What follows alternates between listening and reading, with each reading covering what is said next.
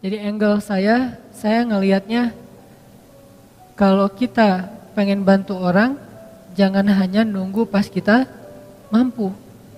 Pas kita punya rezeki lebih. Walaupun kaidah agamanya kayak gitu. Kan dalam Islam itu ada syariat, nanti di atasnya ada ihsan ya. Kalau syariatnya kita nggak boleh berinfak lebih daripada misalnya sepertiga harta kita tanpa seizin keluarga. Tapi Abu Bakar berinfak seluruh hartanya. Umar berinfak setengah hartanya. Kok melebihi standar syariat? Ya karena keluarga Abu Bakar, keluarga Umar, bukan hanya beliau berdua tapi juga keluarganya, istrinya, anak-anaknya, semuanya derajatnya tuh udah wafa. Derajatnya udah muhsin, orang-orang yang berihsan. Sehingga mereka melakukan sesuatu lebih daripada standar umum yang dilakukan orang lain.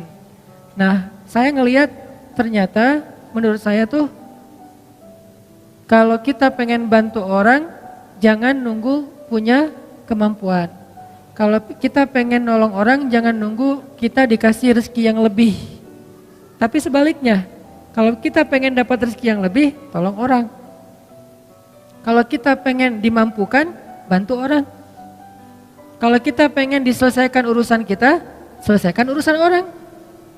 Jangan tunggu, gua beresin dulu urusan gua, ntar baru nolong yang lain. Enggak, kebalik. Kalau kita pengen urusan kita cepat beres, cepat diselesain sama Allah, cepat ditolong, cepat dikasih keajaiban, surprise segala macam, ya udah tolong orang dulu. Walaupun kita dalam kondisi susah, justru itu kesempatan buat kita. Karena hadisnya jelas, Nabi SAW mengatakan, "Maka nafi hajati akhi, kana Allahu fi hajati." Siapa yang menyelesaikan hajat saudaranya atau sibuk mengurus hajat saudaranya, Allah juga akan sibuk mengurus hajat dia. Lebih canggih mana nih? Kita nyelesain masalah kita sendiri atau Allah yang nyelesain masalah kita? Allah yang nyelesain masalah kita. Jadi biar Allah yang beresin masalah kita, tugas kita adalah beresin masalah orang lain, kayak gitu kaidahnya. Dan itu bukan hanya hadis motivasi. Saya menjadikan semua ayat dan hadis yang saya tahu itu sebagai konsep berpikir, bukan sekedar hadis motivasi. Baca hadis kemudian memotivasi, ayo tolong orang lain, tapi jadikan itu konsep berpikir. Apa bentuk konsep berpikirnya? Begitu kita punya masalah, nyari orang yang juga sama punya masalah. Lo punya masalah enggak? Enggak ada. Kok enggak sih? Cari. Lo punya masalah enggak? Siapa yang punya masalah tolong DM saya. Siapa yang punya masalah tolong WA saya. Siapa yang punya masalah tolong japri saya. Akhirnya berudul banyak banget kan yang datang. Saya punya masalah, pilih salah satunya yang kita mampu. Kadang-kadang yang kita tolong itu bukan yang paling darurat, bukan yang paling besar, bukan yang paling sulit, tapi yang paling mungkin kita lakukan. Ini hal yang wajar, jadi kita nggak boleh juga menjudge orang lain, lo kerjaannya bantu yang kecil-kecil, yang receh-receh. Ya siapa tahu dia yang receh tapi ikhlas, dan kita yang mungkin istimewa banget nggak sanggup jaga keikhlasan kita kan. Kayak cerita bab ikhlas kemarin, ada 2 orang beramal, yang satu sholatnya standar, yaitu sholat wajib doang. Yang satu lagi plus qobliyah, ba'diyah, duha, tahajud. Mana lebih baik? Yang plus dong. Wajib plus sunnah. Lebih baik yang plus. Tapi kadang-kadang yang plus ini ujian keikhlasan, ujian rianya juga lumayan luar biasa. Kalau yang standar apa yang mau diriain? Kayak hafalan Al-Quran. Yang satu hafal trikul. Yang satu lagi hafalnya Al-Baqarah, Ali Imran, An-Nisa, Al-Maidah, wah setengah Al-Quran, 15 juz. Mana yang lebih utama? Pastinya yang lebih banyak hafalan. Tapi paling banyak hafalan justru ujian riyanya lebih berat, lebih besar. Kalau dia baca Quran di dalam sholat, pasti dia akan diuji oleh setan, yuwaswis. Mereka pasti gak bisa ngeralat kalau lu salah, jadi tenang aja. Karena suratnya di tengah-tengah gitu, dia baca ayat yang saya juga gak terlalu hafal lah, pokoknya di tengah-tengah Quran gitu ya. Contoh yang mungkin yang paling saya sering ulang tuh kayak surat favorit saya, surat Maryam. Wadhkur fil kitabi Maryam idzin tabadat min ahliha. Di belakang tetap diam. Idzin tabadat min ahliha. diam aja di belakang. Kenapa? Nggak hafal, sama nih. Kan agak-agak yuaswis tuh kan bener. Susah emang surat itu, yang lain nggak pada hafal, jadi biasa aja kali gitu. Dan makmum ini macam-macam karakternya. Dan jadi ada karakter imam, ada karakter makmum. Imam kadang-kadang kayak gitu, caper gitu kan, baca ayat susah-susah, udah gitu mentok Al-Ikhlas. Idza tabadat min ahli qul huwallahu ahad. Imam. Makmum ada juga yang unik. Uniknya apa? Giliran ayatnya dia nggak hafal, diam. Giliran ayatnya yang semua hafal, semuanya benerin. Ayatnya misalnya standar lah ya. Amma yatasaalun 'anin naba'il 'azim. Serentak satu masjid. Alladzi hum fi mukhtalifun. Wah, serentak semuanya. Kenapa nggak serahin aja di depan? Kan udah ada imam pengganti di belakang teh. Di belakangnya imam. Kenapa nggak dia aja yang benerin? Kenapa semuanya serentak satu shaf pertama hufaz semua itu, hafiz. Kebenaran suratnya populer. Kalau giliran suratnya sulit, semuanya diam. Kenapa? Takut riya. Kenapa makmum pada diam? Takut riya, Ustadz. Jadi masing-masing punya karakter. Artinya jangan remehin. La tahqiranna minal ma'rufi syai'a. Janganlah kalian meremehkan kebaikan sekecil apapun. Kadang ada teman kita kebaikannya itu sepele, cuman rapihin sendal doang depan masjid. Cuman meriksa keran doang yang kalau nggak terlalu rapat menutupnya dia rapetin. Tapi amal yang dia lakuin itu karena diremehin orang, jadi nggak ada peluang riya. Sedangkan kita, amal yang kita lakuin karena berpotensi dipuji oleh orang lain, berpotensi juga buat riya. Makanya buat saya sih udah lakuin aja apa yang kita mampu. Tolong orang semampu kita. Kalau mau lebih sedikit gambling, karena kita yakin sama Allah, ya udah lakukan yang lebih berat daripada yang kita mampu. Sesekali coba kayak gitu. Kalau buat saya tuh kayak akidah challenge. Kan sekarang orang challenge-nya macam-macam ya. Ada yang kalau yang di YouTube ada yang ngeprank temennya lah. Apalagi yang terbaru, keluar dari mobil terus joget-joget gitu. Gak ngerti juga maksudnya apa gitu. Ya terserah deh, itu mah ekspresi orang lah ya. Saya gak mau menjudge, yang jelas ternyata dalam Islam juga ada challenge-challenge yang keren gitu. Akidah challenge itu kayak gimana? Gambling dalam arti kita mengambil resiko, kita mengambil sesuatu yang menurut kita agak sulit, tapi kita berserah diri kepada Allah, itu kan keren ya. Salah satunya apa? Akidah challenge. Meninggalkan satu pekerjaan yang kita yakin itu gak halal, lalu kita mencari pekerjaan yang lain yang halal tapi gak yakin nemu apa enggak. Ini kan agak bertaruh kan? Nah, disinilah ada iman atau akidah challenge-nya. Dan dengan akidah challenge, akhirnya kita akan menemukan kebesaran Allah. Siapa yang pernah nerapin akidah challenge dalam hidupnya? Ibunya Nabi Musa. Ketika Allah mengatakan kepada ibunya, "Idh auhayna ila ummika ma yuha, an qadhifihi fit tabut, faqdhifihi fil yammi, falyulqihil yammu bil sahil, ya'khudhu aduwwul li wa aduwwullah." Itu berat banget loh. Ketika Allah berfirman kepada ibu Musa, "Hanyutkanlah bayimu ke sungai Nil." Supaya apa? Supaya dia nanti kemudian akan ditemukan oleh musuhku dan musuhnya. Kan berat nih. Ya Allah disuruh hanyutkan, malah bukan diselamatkan, malah ditemukan oleh musuhnya. Ini akidah challenge, ini iman challenge banget buat ibunya Musa. Dan kata Allah, la takhafi, jangan takut. Inna radduhu ilaiki wa ja'iluhu minal mursalin. Kami pasti akan kembalikan dia kepadamu. Akhirnya dihanyutkan oleh ibu Musa, lalu Allah Subhanahu wa taala singkat cerita mengundang kembali ibu Musa ke istana untuk menyusui bayinya yang sedang kehausan di istana. Akhirnya kembalilah bertemu antara Musa dengan ibundanya, bahkan dengan keluarga besarnya. Ini namanya akidah challenge menurut saya nih. Atau Musa juga pernah akidah challenge kayak gitu ketika Allah bertanya dan Allah Maha tahu jawabannya. Wa ma tilka biyaminika ya Musa? Apa yang di tangan kananmu wahai Musa? Kenapa Allah nanya? Padahal Allah tahu jawabannya. Tidak semua pertanyaan di dalam Al-Quran artinya karena nggak tahu. Ada pertanyaan karena nggak tahu, ada pertanyaan karena nguji, ada pertanyaan karena ingin menegaskan berita. Dan ini pertanyaan Allah ingin menegaskan berita bahwa itu tongkat, bukan ular. Sehingga Allah nanya, "Wa ma tilka biyaminika ya Musa?" Apa yang di tangan kananmu Musa? Musa yang ngomong, Musa yang bicara. Qala hiya 'ashaya atawakka'u 'alaiha wa ahushu biha 'ala ghanami wa liya fiha ma'aribu ukhra. Ini adalah tongkat ya Allah. Siapa yang ngomong?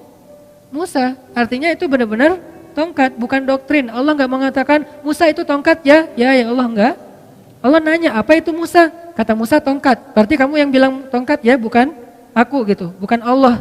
Akhirnya aku pakai untuk hiking. Atawakka'u 'alaiha. Untuk apa itu? Untuk naik gunung. Apa istilah kita? Ya mudah-mudahan tidak ada yang mempermasalahkan. Hiking. Karena itu memang benar kayak gitu kan? Untuk hiking, kalau di zaman kita kayak trekking gitu kan ya, istilah-istilah kita kan ya, untuk naik gunung pakai tongkat. Wa husyu biha 'ala ghanami. Saya pakai untuk menggembalakan ternak-ternak. Waliya fiha ma'aribu ukhra, dan beberapa fungsi yang lain lah. Terus kata Allah, alqiha ya Musa, coba kamu lempar wahai Musa. Fa'alqaha fa'idha hiya hayyatun tas'a. Lalu tiba-tiba ketika Musa melemparnya, dia menjadi ular yang merayap-rayap. Kemudian Allah kasih challenge buat Musa. Apa challenge-nya? Khudha, coba kamu ambil Musa. Ini challenge buat Musa, biar Musa makin yakin sama Allah, dikasih ujian dulu. Khudha la takhaf sanu'iduha siratahal ula. Gak usah khawatir, berarti Musa khawatir. Karena Musa ngeliat, aduh ini ular dalam hidup Musa, Musa belum pernah megang ular. Sekarang disuruh pegang ular sama Allah, khudha, pegang ular. Dan ini bukan ular biasa yang ditemukan di hutan. Ular, bahasa kita jadi-jadian, kan lebih ngeri ya. Kalau ular biasa, kita juga jarang megang, gak pernah megang, malah kecuali di kebun binatang, itu juga didampingin pawangnya. Ini gak masalah nih, gak masalah. Oh ya udah, begitu dia agak-agak ularnya iseng dikit, Pak, ini kenapa nih heboh gitu, panik gitu, agak-agak norak gitu kan ya. Megang ular di kebun binatang norak, gimana di hutan gitu. Jadi jangan meremehkan Musa yang khawatir. Kenapa Musa khawatir? Wajar. Pertama, itu ular liar yang bukan di kebun binatang, gak ada pawangnya. Kedua, itu ular bukan dari semak-semak, dari tongkat, kan aneh. Kalau dari semak-semak, ular biasa mungkin Musa gak takut, karena Musa seorang laki-laki yang perkasa. Tapi ini ular dari tongkat. Jadi kalau kita mau pakai nalar, kenapa Musa takut sama ular gituan doang? Karena ularnya bukan ular yang biasa, tapi ular yang berubah dari tongkat. Jadi kayak jadi-jadian gitu. Waduh, ini ular dari tongkat jadi ular. Gimana megangnya ntar kalau ada apa-apa gimana? Musa khawatir. Kata Allah, la takhaf, jangan khawatir. Sanu'iduha siratahal ula. Ntar kami balikin lagi kepada bentuk aslinya. Ini akidah challenge buat Musa. Kalau bahasa teman-teman yang ngajinya mungkin lebih lebih dalam, istilahnya rububiyah, uluhiyah, asma, sifat dan seterusnya. Kita menerjemahkan, bukan mengubah istilah, akidah challenge. Dipegang sama Musa dikit, langsung berubah lagi menjadi tongkat. Maka bertambahlah iman Musa. Bertambahlah, arti bertambah iman apa? Bertambah percaya sama Allah, bertambah yakin sama Allah. Nanti kalau dikasih challenge yang lain, udah sanggup. Challenge berikutnya apa? Challenge berikutnya adalah idhab ila Fir'aun innahu tagha. Pergilah kepada Fir'aun, dia itu jahat banget. Itulah challenge yang lebih berat daripada megang ular. Tapi Allah kasih challenge yang kecil dulu biar Musanya makin yakin. Ini artinya teman-teman, kadang-kadang ketika kita ngambil sebuah pilihan yang sulit, kita agak sedikit gambling dalam hidup kita, tapi bersandar kepada perintah Allah, larangan Allah, kehendak Allah, apa yang Allah mau, syariat Allah. Di situ kita belajar iman, termasuk nolong orang lain. Sehingga kata Nabi, man kana fi hajati akhi kana Allahu fi hajati. Siapa yang sibuk ngurus hajat saudaranya, Allah juga akan sibuk ngurus hajat dia. Termasuk nanti banyak sekali hadis-hadis yang lain yang senada atau semakna dengan ini. Ini artinya angle-nya buat saya, kalau kita punya masalah, tolong orang yang punya masalah, baru Allah tolong kita. Kalau kita pengen ditambahin rezeki, tolong orang dalam menyelesaikan masalah keuangan dia atau harta dan seterusnya. Jadi bekerjalah kepada Allah. Paling gampang tuh nyari kerja ke Allah loh. Nyari kerja ke perusahaan belum tentu diterima. Kalau ke Allah diterima enggak? Pasti diterima. Allah enggak pernah nolak. Orang yang pengen bekerja kepada Allah, artinya pengen beramal, Allah enggak pernah nolak. Kenapa saya mengistilahkan bekerja? Dan Allah juga mengistilahkannya kayak gitu, berdagang. Ya ayyuhalladzina amanu hal adullukum ala tijarah. Mau nggak aku tawarin kalian satu tijarah, satu bisnis, satu perdagangan, satu kerjaan, satu project kalau bahasa kita. Berarti kadang kita berdagang dengan Allah, bertransaksi dengan Allah. Gimana bertransaksi dengan Allah? May yuqridullaha qardan hasanan. Siapa yang meminjamkan kepada Allah pinjaman yang baik, nanti Allah balas berlipat ganda. Bukankah itu transaksi? Baik, jual beli yang tidak akan mungkin rugi. Banyak lagi ayat-ayat yang lain yang bahasa analoginya adalah bahasa dagang atau bisnis. Jadi kalau mau dapat kerjaan yang paling gampang, tapi bayarannya itu bukan UMR, berapa ribu kali lipat UMR, dan kerjanya itu mulia banget, kita bukan cuma dapat upah, tapi juga kita dapat kehormatan, bekerjalah kepada Allah. Itu paling luar biasa, gampang banget. Kerjanya apa? Saya nggak punya kemampuan apa-apa, saya nggak punya kapasitas, saya nggak punya keahlian. Keahlian yang dibutuhkan itu bukan punya sesuatu, enggak. Apapun yang ada dalam diri kita yang kita bisa lakukan untuk bantu orang lain, itu keahlian. Sekedar apa? Mungkin sekedar repost, sekedar ngajak teman, sekedar, bukankah kita bisa ngelakuin banyak hal untuk bisa membantu orang lain? Kalau kita nggak punya uang, kita nggak usah ngasih uang. Kita ajak orang yang punya uang untuk memberi uang kepada dia. Kita jadi mediator. Bekerjalah kepada Allah, pasti diterima sama Allah. Terus diupahin sama Allah? Ya, karena dalam bahasa Al-Quran, Allah mengistilahkannya dengan jaza, dengan ajrun. Jaza artinya apa? Balasan. Ajrun, upah, pahala. Sama kan? Balasan, upah, pahala, itu semuanya sama. Berarti kalau kita pengen dapat kerjaan nih, paling gampang kerja aja sama Allah. Jadi udah gak ada lagi pengangguran di muka bumi ini kalau dia yakin kepada Allah. Tinggal kita, ya Allah, saya nih lagi bawa, dalam analogi kita nih, lagi bawa map. Ngapain? Cari kerja. Ke siapa? Ke langit. Caranya? Kita datangin orang miskin. Caranya datangin anak yatim. Caranya datangin orang-orang yang membutuhkan. Kalau zaman Nabi dulu, Rasulullah SAW itu, Khadijah bilang, Rasulullah itu adalah laki-laki yang mengayomi anak yatim, orang miskin, orang tua, janda-janda yang ditinggalkan wali-walinya. Nabi yang menafkahi mereka. Sehingga inilah bentuk dari ekspresi syukur kita kepada Allah Subhanahu wa taala. Coba kita ingat dulu, siapa yang bisa saya bantu? Siapa yang bisa? Jadi analoginya adalah cara berpikirnya adalah kalau kita pengen ditolong oleh Allah, tolong orang lain. Kalau kita pengen dikasih rezeki oleh Allah, kasih rezeki untuk orang lain. Dan Allah pasti akan ngasih kita upah lebih gede daripada semua upah yang pernah diberikan oleh manusia. Jadi seorang kurir, jadilah kurir langit. Gimana menjadi kurir langit? Cari orang yang lagi pesen, lagi order rezeki, lagi order bayar hutang, lagi order berobat, kan dia lagi order tuh. Cara ngordernya gimana? Ya angkat kedua tangannya. Ya Allah, saya punya banyak hutang. Ya Allah, anak saya sakit. Ya Allah, ya Allah, ya Allah. Mereka kan lagi order kebaikan kan ke langit. Nah, kadang-kadang Allah mengetuk kita untuk jadi kurir Allah. Kayak tadi misalnya saya lagi ngeliat gitu di story gitu, muncul karena ada muka saya di situ ya saya klik gitu ya. Kok ada muka saya di sini? Kayaknya banyak banget muka saya akhir-akhir ini gitu. Saya klik nih. Alhamdulillah gitu ya. Saya klik, apaan sih ini kepo gitu kan. Oh ternyata lagi ada perdebatan kecil tuh antara pro dan kontra. Saya baca komennya satu-satu kan. Di antara sekian banyak komen yang pro dan kontra, tiba-tiba ada satu komen yang agak-agak kurang nyambung sebetulnya. Ada yang komen, anak saya butuh uang untuk belajar, untuk beli buku diktat sekolah dan gak punya biaya.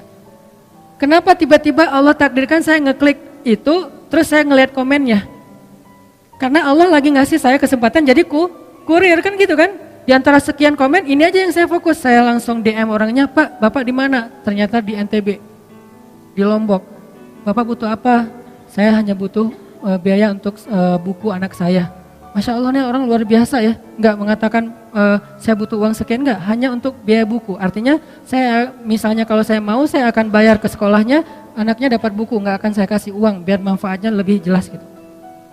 Kecil sih, tapi kan kenapa Allah takdirkan tiba-tiba saya baca postingan itu, saya lihat komen-komennya, mungkin cara Allah ngegelitik saya tuh lewat penasaran, pengen tahu ada kehebohan apa, terus nemu di antara sekian kan banyak tuh, ada ratusan, baca satu-satu, kadang senyum, kadang kayak cemberut gitu, apaan sih nih, apa, satu-satu, ada yang unik nih, gak nyambung komennya, anak saya butuh biaya sekolah, langsung saya coba DM, dan ini sering terjadi dalam hidup kita teman-teman. Jadi gak perlu kita cari juga, Allah yang kayak ngorder ke kita, orang tuh ngorder, Allah nge-link kayak sistem startup ya.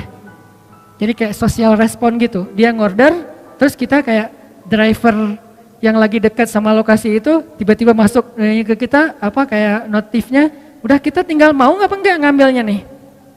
Kalau kita pikir, aduh jauh banget nih, kan saya sering mesen mie Aceh ya, di Buah Batu, tapi tinggal Cihanjuang. Udah diambil, ternyata pas tahu Cimahi ditolak lagi, aduh kecewa banget nih ditolak. Tapi masih mending lah daripada ditolak mantan, masih. Cuman sampai berkali-kali ditolak gara-gara ngordernya di Cimahi, barangnya ada di Buah Batu, kan orangnya males. Padahal insya Allah pasti saya akan ngasih lebih, saya tahu lah jauh banget, kasihan kalau cuman sekian ribu, kadang-kadang cuman 30.000, ya udah digenapin 31.000 misalnya. Ganjil nggak genap. Maksudnya ditambahin lah 1.000 ongkos capek misalnya. Nah ini kadang-kadang kita pikir, aduh jauh banget. Kita mau klik nggak sih? Allah nggak lagi ngirim nih. Ada yang order, terus muncul notif di kita. Ini analogi lewat digital startup kayak gitu. Ada notif ke kita, mau diambil nggak nih? Begitu kita klik, kita ambil, maka Allah Subhanahu Wa Taala langsung transfer balasannya, upahnya, pahalanya ke saldo kita.